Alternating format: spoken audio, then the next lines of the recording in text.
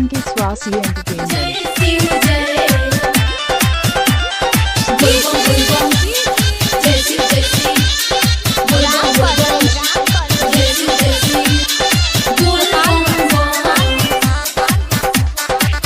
कांवर साजा के लाइब हम राह में बोलत चलब बम बम बम।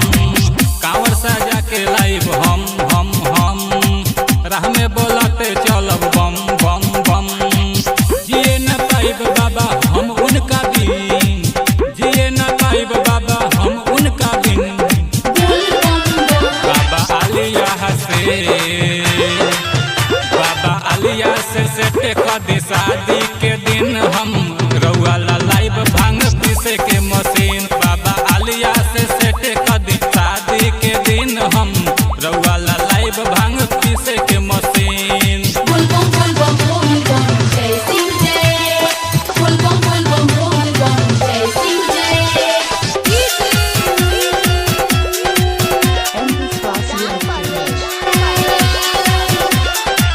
देखिले सपना रोजो ए बाबा जाला ना दिलवा से हो कदी ही दया ए भोले बाबा हो जाओ हमरो बियाह हो।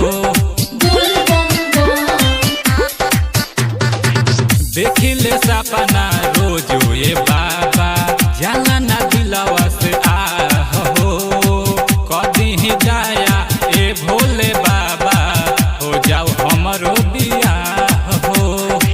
भक्ति में रहिले हरदम मलिन, भक्ति में रहिले हरदम मलिन। बाबा आलिया से सेट कर शादी के दिन हम रउआ लाइब भांग पीसे के मशीन। बाबा आलिया से सेट कर शादी के दिन हम रउआ लाइब भांग पीसे के मशीन।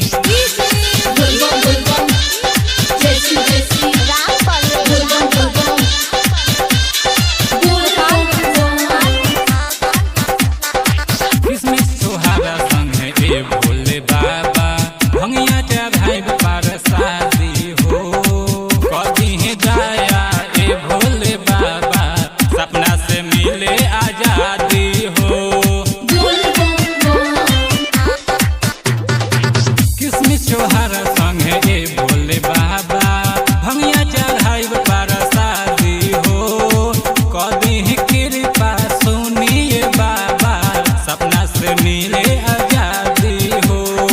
दिलवा से इहे बाटे अर्जी किलीन, दिलवा से इहे बाटे अर्जी किलीन।